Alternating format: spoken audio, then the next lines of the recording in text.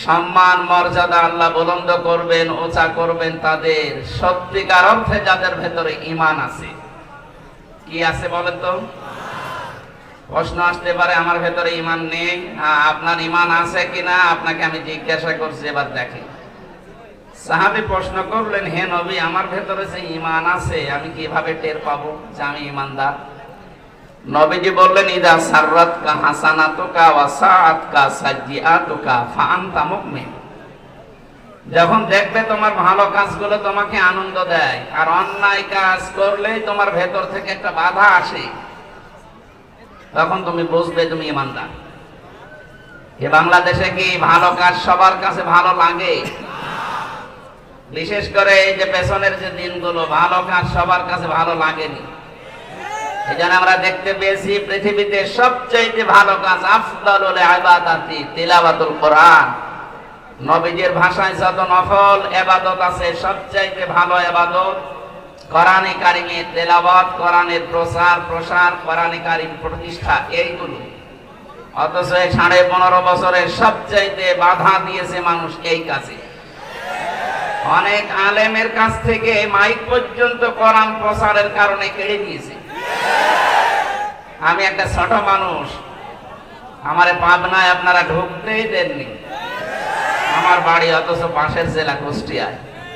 বহুবার আসার চেষ্টা করেছি, 3 বছর তো ছিলাম জায়গা মতো, বাকি সময়টুকু বহুবার চেষ্টা চালালাম, শুধু পাবনা দারুল আমান ট্রাস্টের এই ট্যাগ লাগিয়ে যে না, ওখানে যারা আসে তাদেরকে আমরা আসতে দেব না। কি হয়েছে? পাবনা দারুল আমান ট্রাস্ট পাবনাবাসীর জন্য আল্লাহর একটা নিয়ামত, যিনি বানিয়েছেন শহীদ মাওলানা আব্দুস সুবহান দামাদ বারকাতুহুমুল আলিয়া। মহান আল্লাহ তাকে জান্নাতের সুউচ্চ মাকাম যেন দান করে। লোকটার কাছে পাবনাবাসী ঋণী, মন থেকে দোয়া করবেন তার জন্য, তাহাজ্জুদের নামাজ পড়ি। যা দিয়ে গেছে এই 55 বছর 53 বছরেও কেউ দিতে পারেনি। বাংলাদেশের এই পাবনা জেলার বিশেষ করে বেড়া সাথিয়ায় আসলে মনে পড়ছে বিশ্ব ইসলামী আন্দোলনের অন্যতম সৈনিক, আমাদের অভিভাবক শহীদ মরহুম মাওলানা মতিয়ার রহমান নিজামী রহমতুল্লাহ আলাইহি। আল্লাহ তার কবরটাকে জান্নাতুল ফেরদাউস বানিয়ে দেন।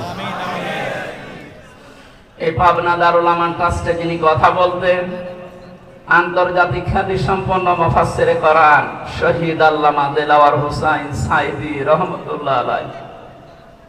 আমি একটা দিন পেয়েছিলাম জেলখানার ভেতরে মাত্র 10 মিনিটের জন্য। আমাকে 8-10টা নসিহত করেছিলেন, আমার মনে আছে এখনো। আপনাদের জন্য আমি সামনে যদি সময় হয় ওগুলো ডেলিভারি দেবো ইনশাআল্লাহ। আল্লাহ তার জীবনের ভালো কাজ যেগুলো কোরআনের সাথে সম্পৃক্ত যেন কবুল করে নেন। মানুষ হিসাবে মানুষগুলোর জীবনে অন্যায় ছিল, এটা আমরা স্বীকার করি। মানুষ বলতে ভুল আছে, সুতরাং যাদের নাম নিলাম এই মানুষগুলোকে আল্লাহ যেন তার গফফার নামের খাতিরে সত্যি মাফ করে দেন। বলেন আমিন। এই কি আসছে, আপনার মানুষ তো এরকম না। আরে ভাই, এটা তো রাজশাহী বিভাগ। কালকে ছিলাম লালমনিরহাট মাঠ গ্রামে, ওইটা ছিল রংপুর বিভাগ। ওই বিভাগের মানুষের নামে একটা ঝামেলা আছে, কি বলেন তো? সম্মানিত মা বোনেরা, আমার মনে হয় কোন জায়গায় আছেন আমি জানি না, এখানে আছেন আপনাদের জায়গা হচ্ছে না। আপনারা একটু সামনের দিকে যদি জায়গা থাকে, 1 হাত জায়গা থাকলেও, 1 বিঘত জায়গা থাকলেও একটু চেপে বসেন। এটা এখন জান্নাতের বাগান হয়ে গেছে। আপনারা যেখানে আছেন আমরা আছি, যদি এটা কলেজের ময়দান, কিন্তু এটা এখন জান্নাতের বাগান। নবীজি বলেন, দুনিয়ার এই ময়দানে কেউ যদি কাউকে একটু জায়গা করে দেয় বসার, আল্লাহ নিজে জান্নাতের ভেতরে তার জন্য জায়গা করে দেবে। সুতরাং আপনাদেরকে আমরা আহ্বান জানাচ্ছি, একটু নড়ে চড়ে তাদেরকে একটু বসতে দেন। মঞ্চে বসা ওলামা একরাম, সামনে বসা মুসলমান ভাইরা, পর্দার আড়ালের সম্মানিতা মা এবং বোনেরা, প্রশাসন দেখলাম এসেছে বহু, প্রশাসনের ভাইরা। এখন আর আপনাদের লাগবে না, আমি গত বছরও মনে হয় জেল থেকে বের হওয়ার পরে পাবনা দারুল আমান ট্রাস্টে অনুষ্ঠান ছিল, কিন্তু আপনারা আমারে আসতে দেন। কার ইশারায় দেননি আমরা জানি। সে মানুষগুলো কই আজকে আসেন তো, এই যে মাইক ছেড়ে দিলাম, নেন কেড়ে নিন। আজকে আপনি এমন জায়গায় আছেন জনসম্মুখে আর আসার ক্ষমতা নেই। অথচ ইমান যাদের সত্যিকার অর্থে আছে, এই যে হাদিস বললাম, ভালো কাজ দেখলে যাদের ভালো লাগে, অন্যায় দেখলে যাদের কাছে খারাপ লাগে, এদের ইমান আছে। এই ইমান অনুযায়ী এবং যারা এলেম পায়, এলেম অনুযায়ী যারা কাজ করে। আজকে চারটা কথা আছে আয়াতে সফল হওয়ার জন্য, আমরা ওইগুলো তাফসীরের সাথে মিলানোর চেষ্টা চালাবো ইনশাআল্লাহ। এটা রাজনৈতিক মঞ্চ নয়, আর আমি রাজনৈতিক ওই রকম ফিগারও না। যারা আছে রাজনৈতিক ওই ময়দানে, তারা ওই ময়দানের কথা বলবে। আমাদের অভিভাবক, আমাদের মাথার তাজ, আমাদের মুরব্বী ডাক্তার শফিকুর রহমান আমিরে জামাত আমাদেরকে আদেশ দিয়েছেন, নির্দেশ দিয়েছেন তাফসীর মাহফিলগুলোতে তাফসীর করার জন্য। রাজনৈতিক কথাবার্তা বলার, প্রচলিত রাজনৈতিক কথা যেটা, এটা বলার দরকার নেই। এখানে কোরআনের হাদিসের কথা বলবেন, এইটাই আমাদের রাজনীতি। এই কথা বুঝতেছে? সুতরাং আমরা এই ধাঁচে কথা বলতে চাই। আল্লাহ যেন আমাকে ওই তাওফিক ভিক্ষা দেন, বলে না আমি। দুইটা কথা বলেছিলাম, ইমান যারা আনবে এবং ইমানের দাবি অনুযায়ী যারা এলেম অনুযায়ী আমল করবে। আমার প্রথম প্রশ্ন, অনেকেই বলবেন আমার ইমান আছে। হ্যাঁ, ইমান থাকে না কয়েকটা কাজ করলে। আল্লাহ এই পৃথিবীতে বানিয়েছেন এবং আইন চলবে তার এই ঘোষণা দিয়েছেন। আলা লাহুল খালকু ওয়াল আমরু, এই আয়াত আমি বানালাম, বলেন। সূরা আরাফের ভেতরে আছে আমি বানিয়েছি, আমার আইন চলবে। সুতরাং আল্লাহর আইন বাদ দিয়ে এই বাংলাদেশে যারা অন্য কারো বানানো আইন প্রতিষ্ঠা করতে চাচ্ছেন, আপনার ঈমান নেই। আপনি যাই বলেন, আপনি নামাজ পড়েন আর রোজা রাখেন আর অন্য যাই কাজ করেন, আমি সংশোধন করলাম, এখন আপনার বিবেকের ব্যাপার। আল্লাহর আইন বাদ দিয়ে পৃথিবীর অন্য কারো আইন যদি এই দেশে কেউ প্রতিষ্ঠা করার জন্য রাজনীতি করেন, আন্দোলন করেন, চেষ্টা করেন, আপনার ঈমান নেই। এটা আমি বানালাম। সূরা বাকারা 2 নম্বর পারা 4 নম্বর পৃষ্ঠা 3 নম্বর লাইনে আয়াতটা আর এক জায়গায় আছে, আন্নাল কুওয়াতা লিল্লাহি জামিআ, সমস্ত ক্ষমতার উৎস কে? কিন্তু বাংলাদেশে বহু রাজনৈতিক দলের গঠনতন্ত্রে লেখা আছে ক্ষমতার উৎস জনগণ। এই আয়াতের সাথে পুরা সাংঘর্ষিক। বাংলাদেশ জামাত ইসলামের গঠনতন্ত্রে এইটা লেখা ছিল না, এই জন্য তাদের নিবন্ধন পর্যন্ত সালেমরা বাতিল করে দিয়েছিল। আপনি কেমন ইমানদার যে আপনার নিবন্ধন বাতিল হয় না, আর এদেরটা বাতিল হয়ে যায় শুধু আল্লাহর উপরে এই কথাটা লেখা থাকার কারণে।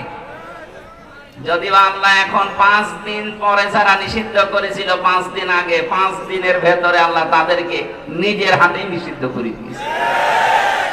আপনি দেখেন বাস্তবে যাদের নিষিদ্ধ করা হয়েছে ওদেরকে এখন অনেকে বৈধতা দেওয়ার জন্য বিভিন্ন জায়গায় কথা চলছে। এদেশের অন্তর্বর্তীকালীন সরকার যিনি আছেন তিনি বুঝে শুনে তাদেরকে নিষিদ্ধ করেছে। এদের নিষিদ্ধ হওয়ার পেছনে 100 কারণ আমার এই মোবাইলে আছে, 100। ওদেরকে বৈধতা দেওয়ার একটা কারণও আপনার কাছে নেই।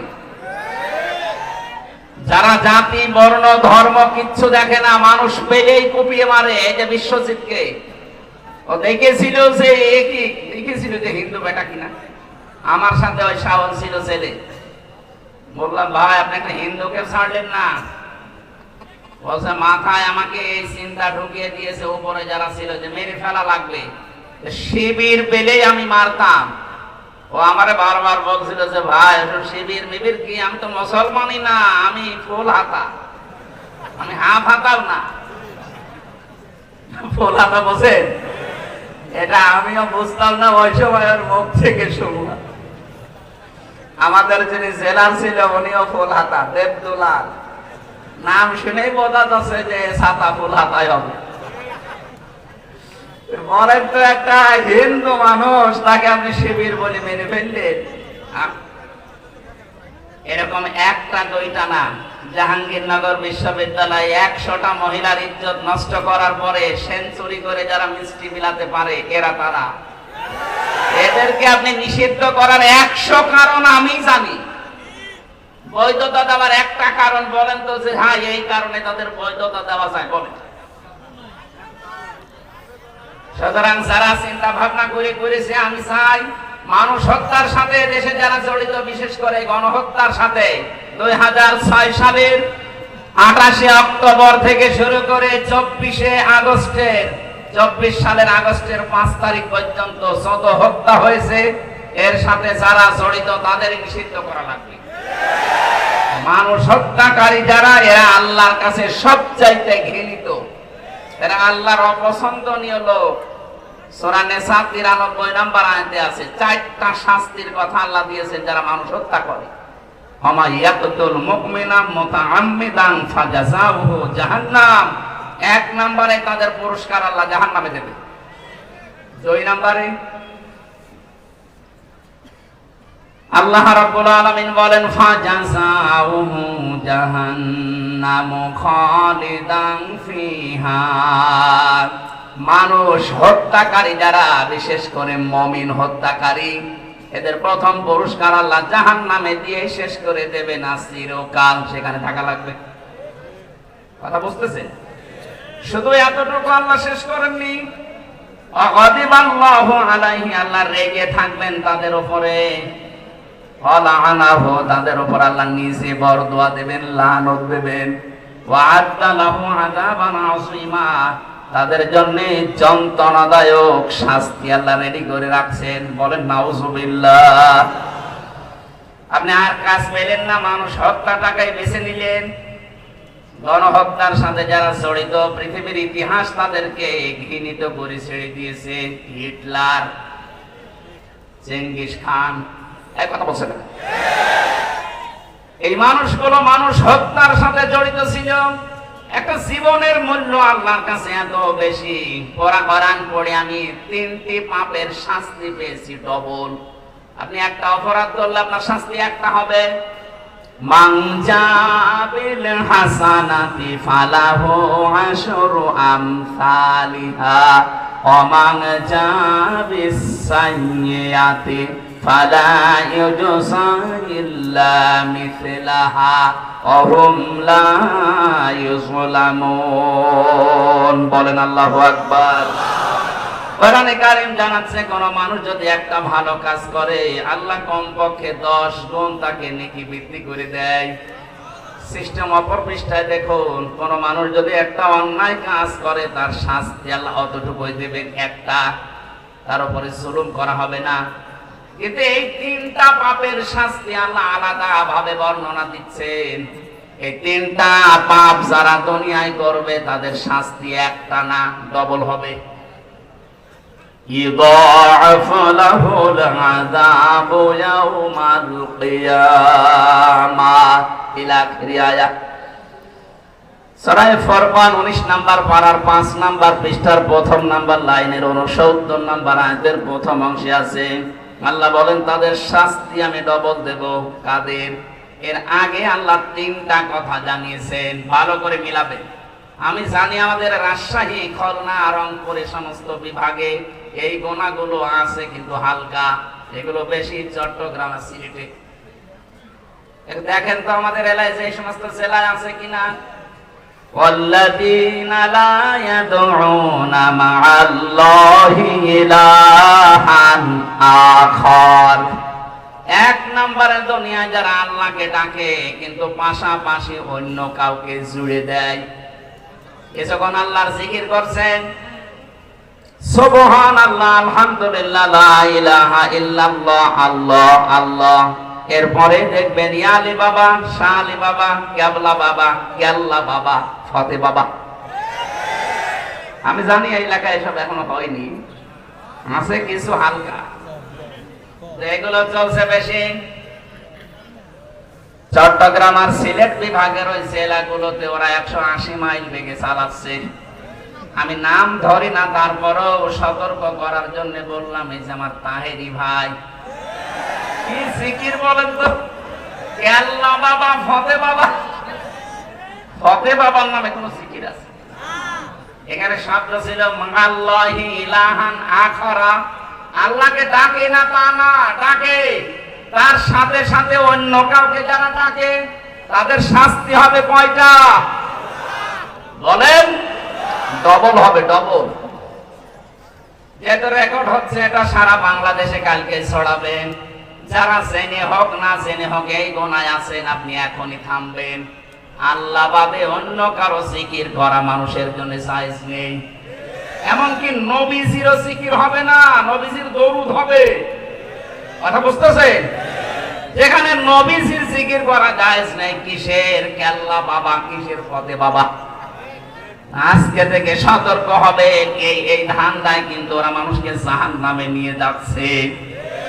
এরপরও যদি আপনি সতর্ক না হয়ে ওদের মতো জিকির করেন, জান আপনাকে আমি আরো ঠেলে দিচ্ছি। 2 নম্বরে ওয়ালা ইয়াকতুলুনান নাফসাল্লাতী হারামাল্লাহু ইল্লা বিল হক। অন্যায়ভাবে যাদেরকে হত্যা করা হয়, 2024 সালের 5 আগস্টের আগ পর্যন্ত যাদেরকে মারা হয়েছে, একটা আদালত কর্তৃক নির্দেশনা ছিল। আপনি কোথায় পেলেন? যেভাবেই হোক আপনি মেরে ফেলেছেন, আর মানুষ হত্যা করার জন্য আপনার শাস্তি হবে। আল্লাহ বলছেন ডবল। কথা বলেন না কেন? আজ এই মানুষগুলো এখনো পর্যন্ত বিশ্বের মডলদের স্বীকৃতি পাওয়ার জন্য বিভিন্ন মিথ্যা কথা মানুষকে শোনাচ্ছে। বিশেষ করে 8-10 দিন এটা বেশি চলছে। যারা 2 বোন মিলে পালিয়ে গেছে, ওরা 2 জনই এখন বিশ্বের মানুষকে কথা জানাচ্ছে যে আমরা নির্বাচিত ছিলাম, আমাদেরকে উৎখাত করা হয়েছে। এটা ডাহা মিথ্যা কথা। আপনি যদি এখন কোন ঘোড়াকে জিজ্ঞাসা করেন যে 15.5 বছরে বাংলাদেশে নির্বাচন হয়েছে, ও হাসবে। কথা বলবে 15.5 বছরে নির্বাচন হইল কবে? 154 জন নির্বাচনের আগে তো ঘোষণা হয়ে যায়, যেখানে 151 জন হলে সরকার গঠন করা যায়। কথা বলে না কেন? তার মানে ওই নির্বাচন হয়নি। দ্বিতীয় যেটা দেখলাম, দিনের ভোট রাতেই হয়ে গেল, নির্বাচন হলো কখন? আর বাকি আমি তো ছেলে ছিলাম, আমি জানি না। আমার মনে হয় বাকিটাও এরকম আল্লাহর রাস্তায় গেছে। কথা বলে না? এরকম ডাহা মিথ্যা কথা একটা হাসি মানুষ বলতে পারে? পারে। ওই রকম হাসি হলে পারে।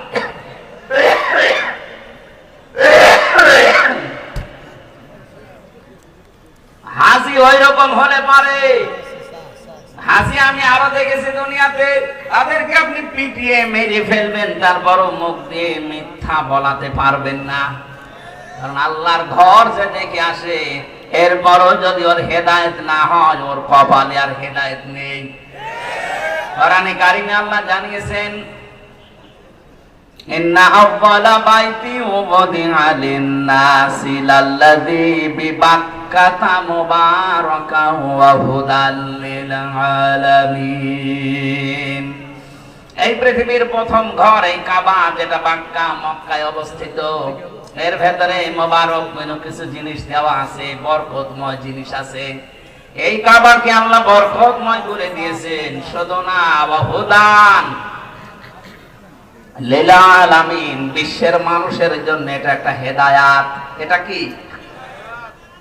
কাবা শরীফ দেখে আসার পরও আপনি মিথ্যা ছাড়তে পারেন না, তার মানে আপনার কপালে হেদায়েত নেই।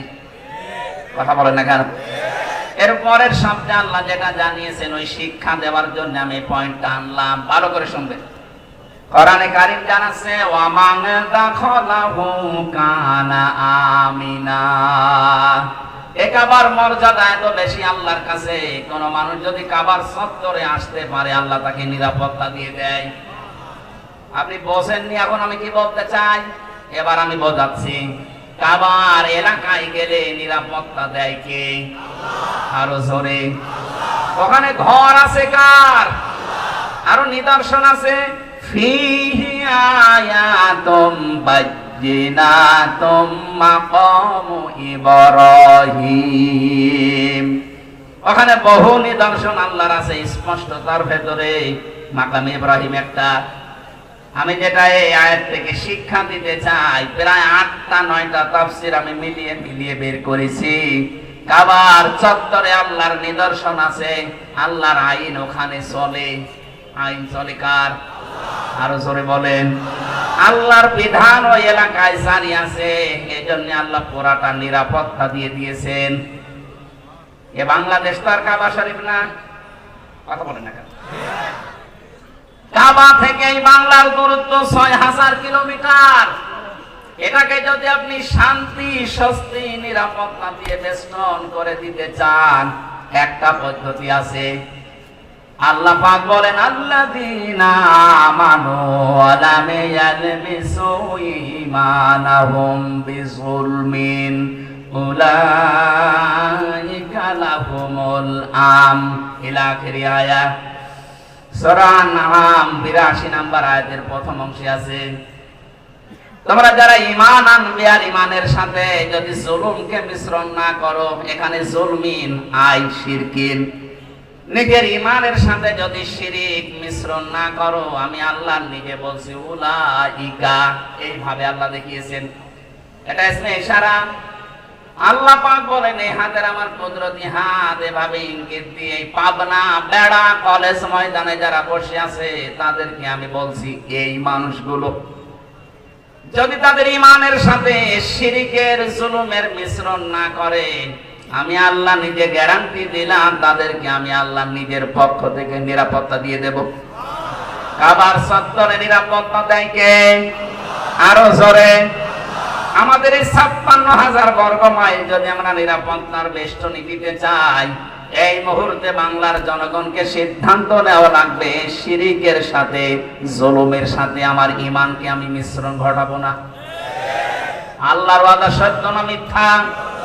আপনি একটু মিলিয়ে দেখেন, আমাদের ঈমান যাই আছে, যদি শিরিক না থাকে ঈমানের সাথে, যতটুকু ঈমান আছে ঈমানে আল্লাহ আমাদের শান্তি, স্বস্তি, নিরাপত্তা দেবেন। উলাইকা লাহুমুল আমন, তাদের জন্য আমার নিরাপত্তা। সুতরাং আমরা চাই আমাদের যাদের শিরিক আছে, এই শিরিক আমরা ঈমানের সাথে যেন মিশ্রণ না করি। এই জন্য দ্বিতীয় পয়েন্ট আমি এ পর্যন্ত এনেছি।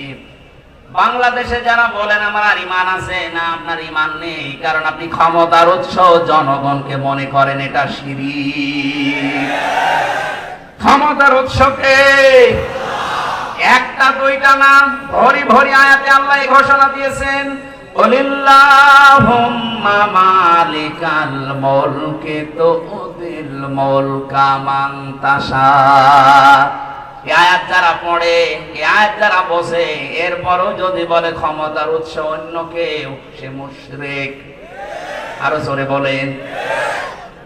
সুতরাং আমরা যারা জেনে হোক না জেনে হোক এই শিরিকে আছে, এক্ষুনি আপনার আকীদা, ঈমান, বিশ্বাস পাল্টাবেন।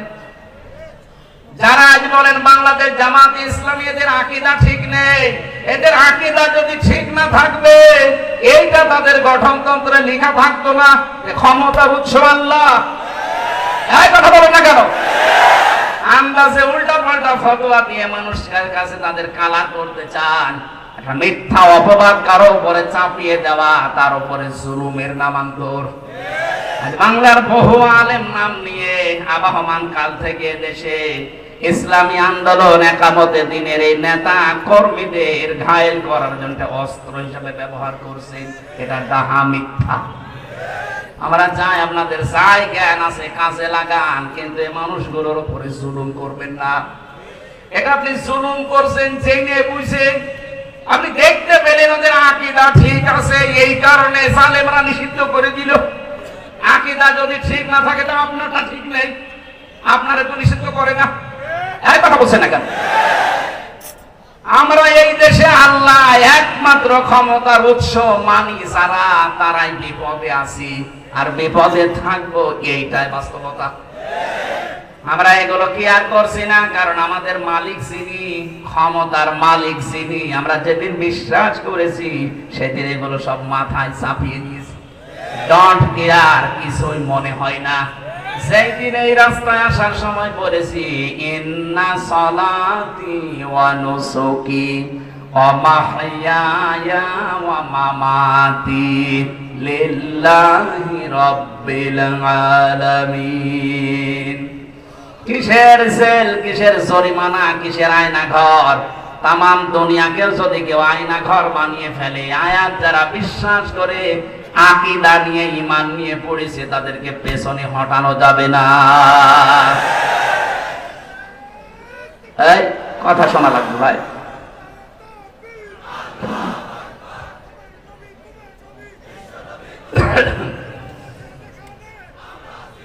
আমার ভাই, আমি জানি দেশে বহু মানুষের ঈমানটা আছে, এই জন্য আপনাকে আমি বাঁচাতে চাই আজকের এই অনুষ্ঠানের মাধ্যমে।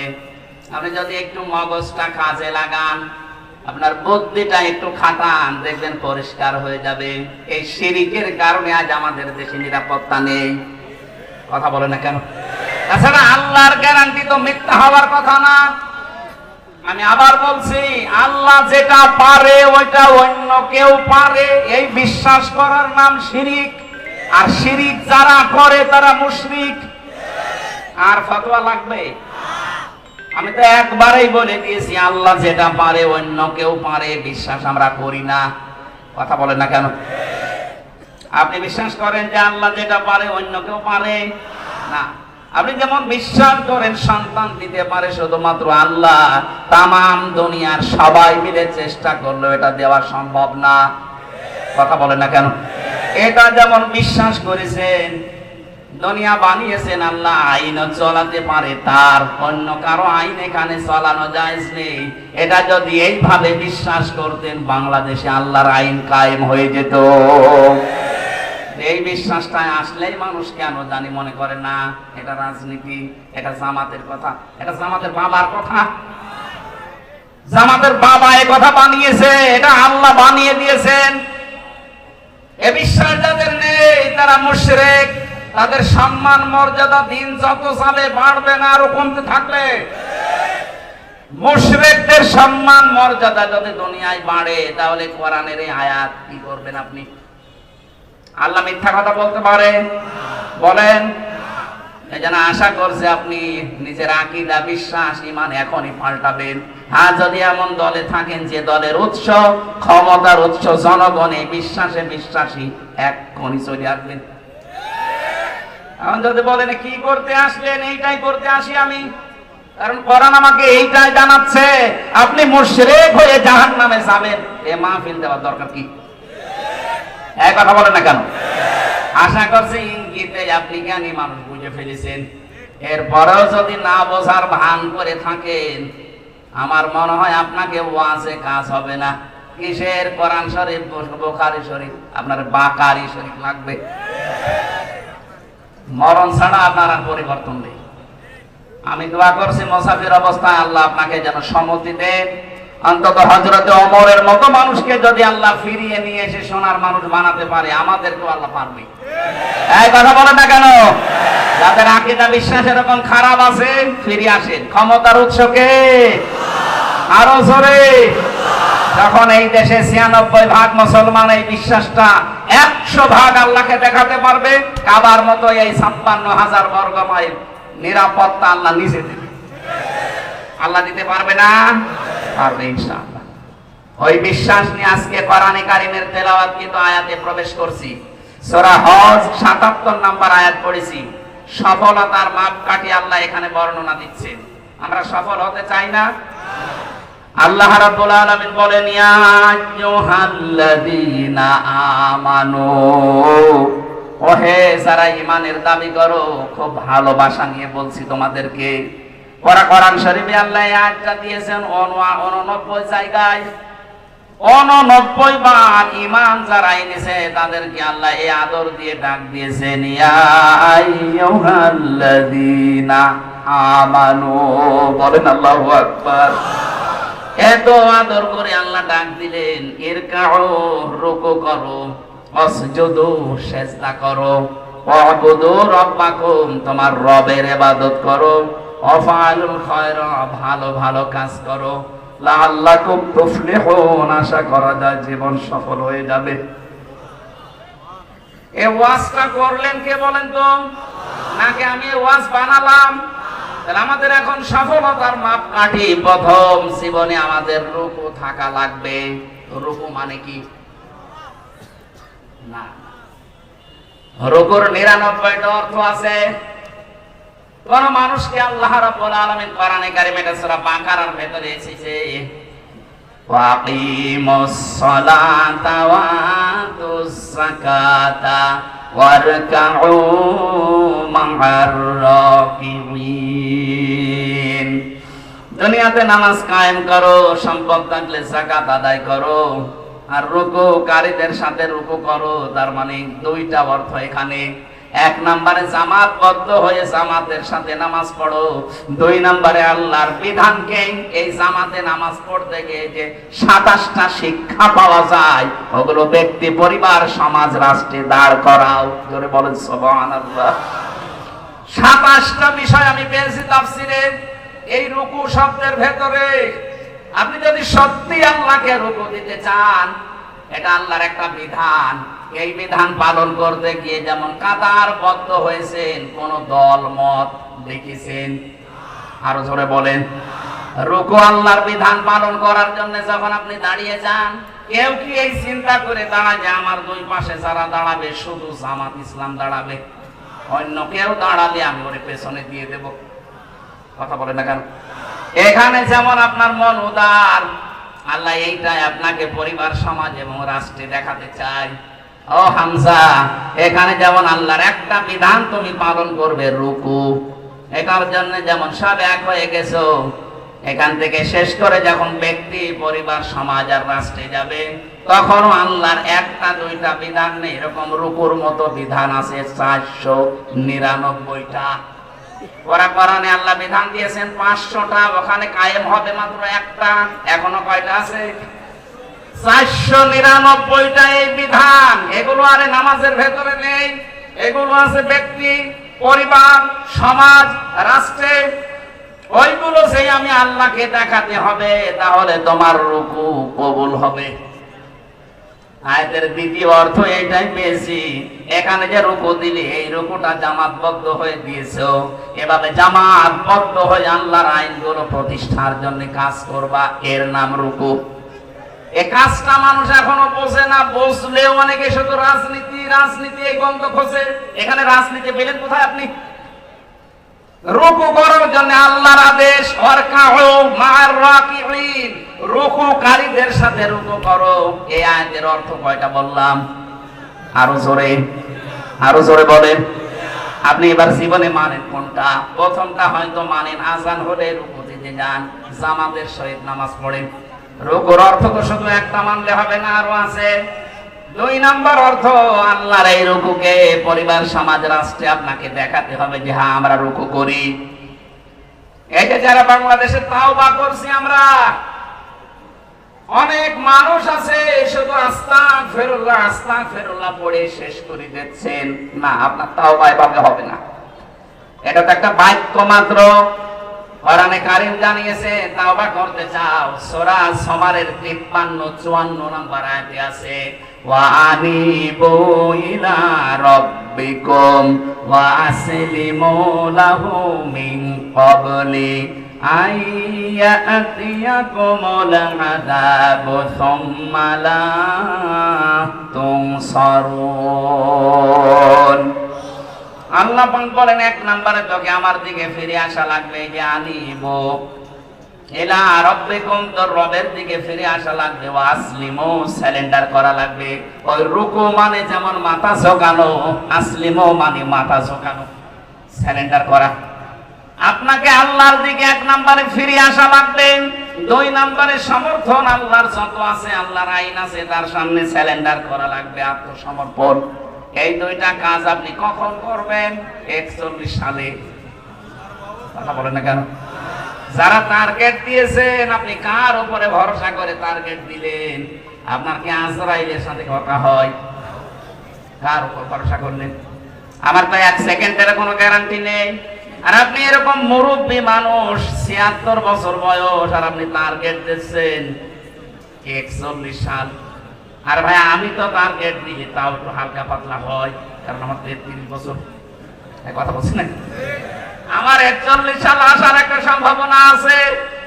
আপনার তো নেই, খুব বেশি হলো না ৪-৫ বছর বাঁচবেন। কথা বলছেন এখানে।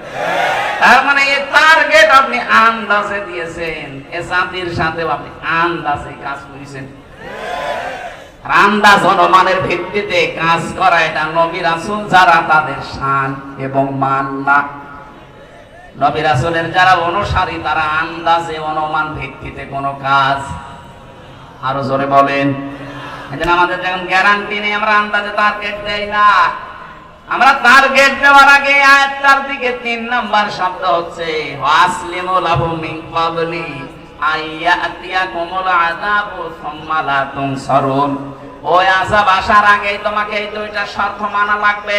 ১ নম্বরে আল্লাহর দিকে ফিরে আসবেন, ২ নম্বরে আত্মসমর্পণ করবেন আল্লাহর বিধান পেলেই। কখন? যখন আপনার কাছে মরণ চলে আসবে।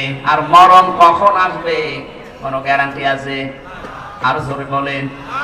আমরা বাংলাদেশে এই তাওবাটা যদি বুঝে করতে পারতাম, এই ১৫.৫ বছরে যে জুলুম অত্যাচার নির্যাতন হয়েছে, আগামীতে অনেকেই এই চিন্তায় আছে যে আগে একটু বসে নেই, এর চাইতে বেশি করব, তাদেরও এটা বন্ধ হয়ে যেত। কথা বলেন ঠিক কিনা? তাওবা ভালো করে শুনে রাখেন, অপরাধ যার কাছে স্বীকার করবেন তার কাছে, এইটার নাম তাওবা। আর এটা আমরা বাংলাদেশের মানুষ অনেকে বুঝি না, বোঝাতেও পারি না। ও অন্যায় করছে আমির হামজার কাছে, আর কাবার গিলাফ ধরে মাপ চাচ্ছে আল্লাহর কাছে। আরে ভাই আপনি আল্লাহর কাছে দোষ করেছেন, কথা বলেন না কেন? জেলখানায় আমার সাথে এক ওসি ছিল, উনি আমারে বলছে হুজুর আমার তাওবা দেখেন তো হইল কিনা। বলেন। যে নির্বাচন গেল, এই নির্বাচনে রাত ১২টার পর থেকে আমার এসআই এবং কনস্টেবল যারা ছিল আরো কিছু মানুষকে সাথে নিয়ে রাত ১২টার পর থেকে আল্লাহর নামে আমি ভোট কাটা আরম্ভ করলাম। ফজরের নামাজ পর্যন্ত কাজ কারবার কমপ্লিট করে জায়গা মতো পাঠিয়ে দিলাম। এরপরে আমি গোসল করলাম, ওযু করার পরে ২ রাকাত নফল নামাজ পড়ে বললাম আস্তাগফিরুল্লাহ, আমার তওবা হয়েছে।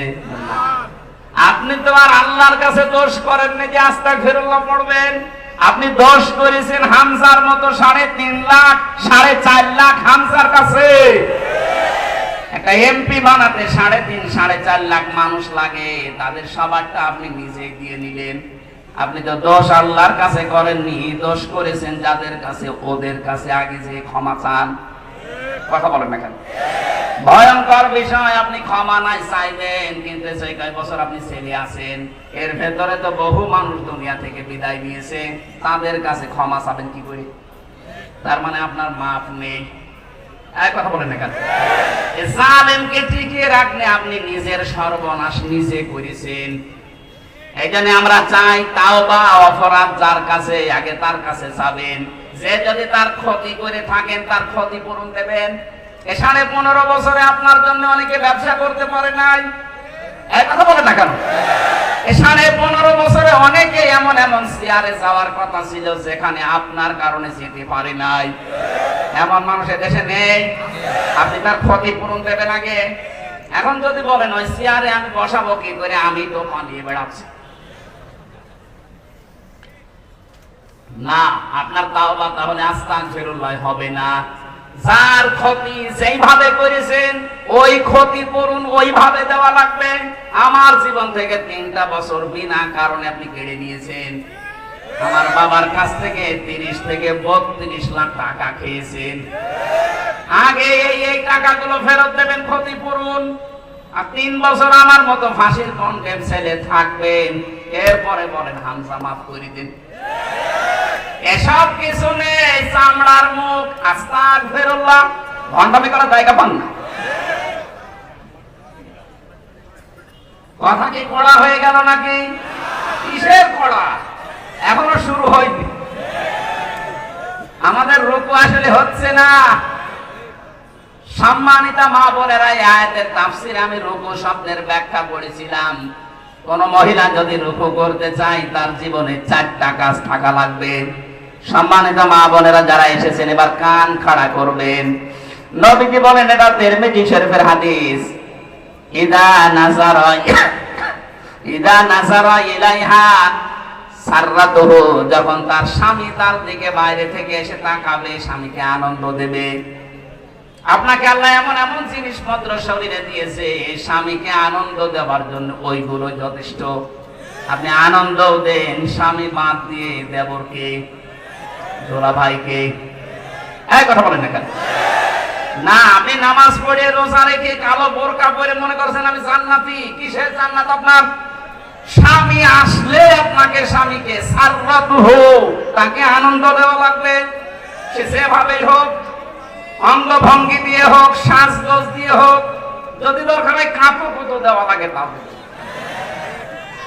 বুড়ো মানুষ কাপড় কুতো দিয়ে হবে না, অন্য কিছু করা লাগবে। 2 নম্বরে ওয়াইদা বাবা আনহা হাফিজাতুহু, স্বামী যখন বাইরে চলে যাবে তখন তার সম্পদ, তার সন্তান, আপনার ইজ্জত, আপনার সম্ভ্রম, আপনার লজ্জাস্থান, আপনার শরীর, এগুলো হেফাজত করে রাখবেন। এটা নেককার মহিলার 2 নাম্বার গুণ। অথচ হাজারো আল্লাহওয়ালা মেয়ে মানুষ মনে হয় স্বামী বাইরে চলে গেলে মনে হচ্ছে দিন পেয়েছে। মোবাইলে সারা দিন কার সাথে আল্লাহর রাস্তায় গল্প করে। অথচ মেয়ে লোক মোবাইলে কোন ভাষা নিয়ে কথা বলবে আল্লাহ সেই ভাষা পর্যন্ত দিয়েছে। সূরা আহজাবের 32 নম্বর আয়াত, হে মেয়েরা, যদি মোবাইলে হোক, পর্দার আড়াল থেকে হোক, হিজাবের বাইরে থেকে কথা বলতে চাও, কথা বলবা সঠিক, মিথ্যা কথা বলবা না, কিন্তু ভাষা হবে রুক্ষ সূক্ষ্ম, রাগ রাগ ভাব। কিন্তু আপনার মোবাইলের কথা শুনলে মনে হয় অনেকেই প্রেমে পড়ে যায়। এই কথা বলছেন নাকি? আশা করছি আপনি মোবাইলের ভাষা বুঝতে পেরেছেন, কিভাবে কথা বলবেন। আননোন নাম্বার যদি আসে ধরবেন, ধরার পরে সালাম দেবেন। এরপরে যদি দেখেন না যে খোকার বাবা না, ওই যে 14 জন পুরুষের সাথে দেখা করা যায় যাচ্ছে, ওই 14 জন না, আপনার বাবা, আপনার ভাই, এরকম 14 জন আছে। সূরা নিসা 21 নম্বর 22 নম্বর আয়াতের তাফসীর দেখে নেবেন। এই 14 জন পুরুষ মানুষ বাদ দিয়ে পৃথিবীর কেউ, এমনকি কাবা শরীফের ইমামও যদি কল দেয়, কথা বলবেন সঠিক, মিথ্যা কথা বলবেন না। তো ভাষা করবেন এমন আপনার কথা শুনে যেন মনে করে আল্লাহ এ কি মহিলা না আজরাইল। আর যদি শাবনূরের কণ্ঠে কেমন আছেন বিআই সাহেব, ওইভাবে মোলায়েম কণ্ঠ দিয়ে শুরু করেন, ও মনে করবে কাজ হচ্ছে। 2-4 দিন, 8 দিন, 10 দিন, 1 মাস পরে দেখবেন আপনারা নিয়ে আল্লাহর রাস্তায় চিল্লাই গেছে। চিল্লা বলা ঠিক হলো না, আল্লাহর রাস্তায় চলে যাবে। 3 নাম্বারটা বলার জন্য আমি হাদিসটা বলছিলাম। মেয়েরা এবার সাবধান। সম্মানিত মা বোন যারা এসেছেন, আমি এইটা বলার জন্য কিন্তু হাদিসটা এনেছিলাম। সত্যি কথা বলছি, অতুইনু আলা দীনি যাওজাতিহা। নবীজি বলেন, নেককার মহিলা রুকু করছে তো ওই মহিলা, যেই মহিলা তার স্বামীকে দ্বীনের কাজ করার জন্য সাহায্য করে, উদ্বুদ্ধ করে, আর সময় দেয়। আপনার স্বামী মানবতার পক্ষে কাজ করে, দিন কায়েমের জন্য চেষ্টা চালায়, দিনের জন্য কাজ করে বেড়াচ্ছে। আপনি নেককার হতে হলে তাকে সাহায্য করবেন, সহযোগিতা করবেন, সময় দেবেন, উৎসাহ দেবেন। আপনার জন্য খাদিজার সাথে আল্লাহ জান্নাত রেডি করে রাখবে। কিন্তু না, আপনি আরো বাধা দেন, তুমি কি করো, আর মানুষের বর নেই, আর মানুষের বর আছে, আপনার বরের মতো না। আপনার বর তো একামতে দিনের একজন কর্মী, তার কাজ সব সময় আলাদা। কথা বলেন না কেন? তার মানবতার সেবায় কাজ করা লাগে, মানুষের জন্য চিন্তা করা লাগে, আল্লাহর দ্বীনের ফিকির করা লাগে। আপনি শুধু বাড়ি বসে বসে তাকে সময় বের করে দিয়েছেন, তাকে সাহায্য করেছেন, খাদিজার মতো আপনি অটোমেটিক সওয়াব পেতে থাকবেন। 4 নাম্বারটা বলতাম না, তারপরও বলছি। আমার মনে হয় পাবনাতে এটা বলা ঠিক হচ্ছে কিনা জানি না। 4 নাম্বার, আল্লাহর নবী বলেন, স্বামী যেটা পছন্দ করে, নেককার মহিলা ওইটা স্বামী যেটা পছন্দ করে, ওটা যদি জায়েজ হয়, জীবন চলে গেলেও আপনাকে ওটা পছন্দ করা লাগবে। শুনতে আমার মনে হয় মেয়েদের কাছে এবার খারাপ লাগবে, কারণ আমি এটা বাস্তবে দেখছি। আমি সহ যত স্বামী এখানে বসে আছে, এমনকি বাংলার 18 কোটি মানুষের ভেতরে যারা স্বামী, প্রত্যেকটি স্বামীর পক্ষ থেকে আমি বলছি, প্রতিটি স্বামী আমরা চাই বিয়ের পরে আমাদের মা বাবা আমাদের সাথে থাকবে। আমি খেয়ে থাকি না খেয়ে থাকি, আমার সাথে থাকবে আমার মা, আমার বাবা। কিন্তু অধিকাংশ বউ এটা চাই না। এরকম বউ আছে কার? হাত তোলেন তো। আরে ভাই, ক্যামেরা আমার দিকে, হাত তোলেন আপনি, অসুবিধা কি? তোলেন একজন। ওরা ওই ছাদের উপরে দেখতে পাবেন, হাত তোলেন। আমি জানি এখানে আপনারা ভয়ে তুলছেন না, রাতের বেলা আবার খাবার বন্ধ হয়ে যায় কিনা। না, সম্মানিত মা বোনেরা, দেখেন কি ভয় পায় আপনাকে। হচ্ছে না, আপনার নামাজ দিয়ে, রোজা দিয়ে, কালো বোরকা দিয়ে আপনি নেককার হতে পারেননি। স্বামী যেটা চায় ওটা যদি সত্যি জায়েজ হয়, মাস্ট বি আপনাকে ওটা পছন্দ করাই লাগবে। 100টার 95টা মেয়ে লোক এটা চায় না। কি কোন কারণে চান না বলেন তো? ওটা যদি আপনার মা বাবা হতো, আপনি ওই আচরণ করতে পারতেন যেটা শ্বশুর শাশুড়ির সাথে করেন। আশা করছি আপনি সংশোধন হবেন। আল্লাহ তৌফিক দিন, বলেন আমিন। দ্বিতীয় নম্বরটায় যাবো আমি। এখানে কি দিলেন? এটা মাদ্রাসার মাহফিল, মাদ্রাসার জন্য আয়োজন। এই জন্য ওনারা একটু আহ্বান জানিয়েছে, কিছু সাহায্য লাগবে। যারা যাচ্ছে আপনাদের ভেতরে মন খুলে ওনাদের জন্য দান করবে। আমি মনে হয় এটা আগের থেকে করা ভালো ছিল। ওই যে যাচ্ছে একজন শুধু, আর লোক কই? ওই যে ভেতরে ভেতরে যারা বসে আছে উঠে পড়েন তো। 5টা মিনিট সময় দিলাম, খুব তাড়াতাড়ি। আমার জেলখানায় বসে বসে 3টা বছরে আমি আমিরে জামাত ডাক্তার শফিকুর রহমান, অধ্যাপক মিয়া গোলাম পরোয়ার এনাদের সাথে ছিলাম। বেশিরভাগ ছিলাম মাওলানা মামুনুল হকের সাথে। যে সমস্ত বইগুলো আমি নোট করেছিলাম, পরবর্তীতে বই লিখেছি। ওই যে গাড়ি আছে গেটের সামনে, যাওয়ার সময় নিয়েছেন, কাছে লাগবে, অনেক তথ্য দেওয়া আছে। সৃষ্টি জগৎ নিয়ে এই বইটা কেবল 4-5 দিন আগে বের হয়েছে। চা তো মনে হয় যে সেই রওশনের সাথে মতো ঠান্ডা হয়ে গেছে। এই এখনই না ভাই, এখনো তো কেবল 4:55, 5টা বাজে, এখনো সময় আছে নাকি? মাগরিব 5টায় সময় আছে এখনো। ভাই একটু বসেন। আমার মনে হয় পাবনাতে আর একটা মাহফিল নেওয়া আছে, পাবনা দারুল আমান ট্রাস্টে। 21শে জানুয়ারি রাত 9টায়। আর মেয়েদের জন্য আছে কি, এটা কি আগামী 10শে ডিসেম্বর। কয়টা এটা? রাতের বেলা পাবনা শাহজাদপুর বিসিক বাস স্ট্যান্ড। পাবনা শাহজাদপুর, পাবনা হয় কি করে? সিরাজগঞ্জ শাহজাদপুরে আছে বিসিক বাস স্ট্যান্ডে। এটা মনে হয় মাগরিব থেকে এশা, মাগরিব থেকে এশা। ওখানে যাবেন, আমি কথা বলবো।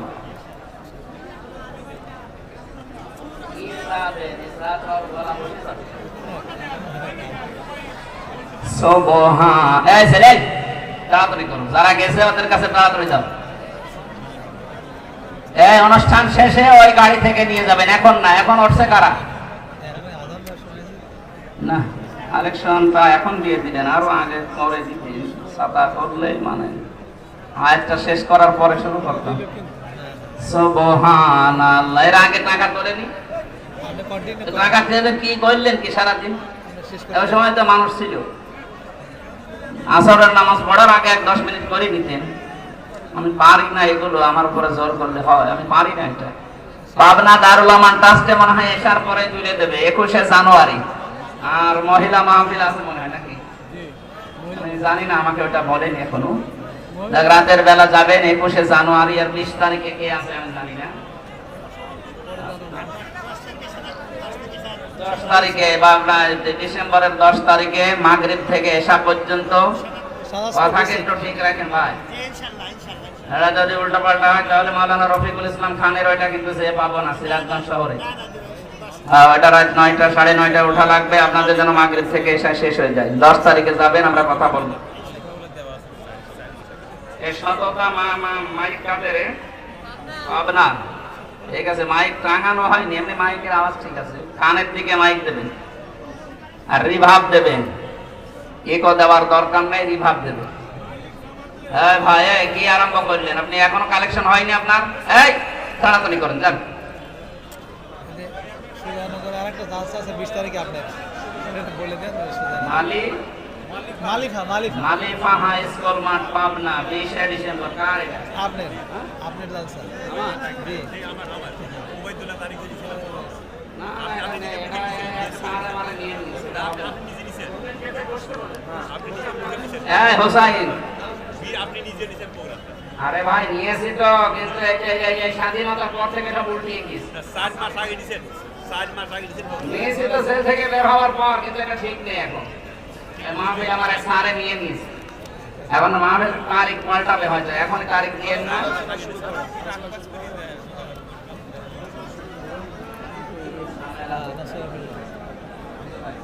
আপনি শুরু করেন, শেষ করে দেন। এরা না থাকে। এই যা হয়েছে যান, টাকা পয়সা কালেকশন যা হয়েছে বের হয়ে যান তো, আপনারা যান, বের হয়ে যান, তাড়াতাড়ি যান। এই স্বেচ্ছাসেবক, এর তো রাত থাকা যাবে না, যান তাড়াতাড়ি যান। বসে পড়েন, বসে পড়েন। বসেন বসেন বসেন। বসেন বসেন বসেন। সুবহানাল্লাহ আলহামদুলিল্লাহ লা ইলাহা ইল্লাল্লাহ। সুবহানাল্লাহ আলহামদুলিল্লাহ লা ইলাহা ইল্লাল্লাহ। সুবহানাল্লাহ আলহামদুলিল্লাহ। পাবনায় যে মালিহানা কি মালিফা, এখানে 20 তারিখের যে কথা বলছে, জেল থেকে বের হওয়ার পরে ওই যে চাষকিয়া আছে আটঘরিয়া, হাজী আব্দুর রহমান, ওনারটা আমি নিয়েছিলাম ওর সাথে মিলিয়ে, কিন্তু ওনারটাও বাদ দিয়েছি, সেই হিসাবে এটাও বাদ হয়ে গেছে। আর আমি এই স্বাধীনতার পর থেকে আর নিজের নিয়ন্ত্রণে নিয়ে, এখন আমাকে সংগঠন, আমার উপরে যারা দায়িত্বে আছে, দায়িত্বশীল মানুষগুলো যেখানে যেতে বলে এই জায়গায় ছাড়া যাওয়া যাচ্ছে না। কোনো মাদ্রাসা বা এতিমখানা, গ্রামে, মসজিদে, যুব সমাজ এসব আর হচ্ছে না। সামনে হয়তো যারা আমার দায়িত্বে আছে তারা ছাড়া মাহফিল আমি আর করতে পারবো না ভাই, অন্য যারা আছে তাদেরকে নিয়ে করে নেব। এখানে বলছি ডেটগুলো আর সিরিয়াল নেই, সব এলোমেলো হয়ে গেছে, এগুলো আবার ফের সাজাবো, সময় পাচ্ছি না। না, এই মাহফিলটা নষ্ট হয়ে গেল, এইভাবে হয় নাকি? কালেকশন গুলো আপনারা আগে থেকে করে নেবেন, একবার ঘাস কেটে গেলে আবার তোলা ঝামেলা। একটা লাইন মতো ছিলাম আমি।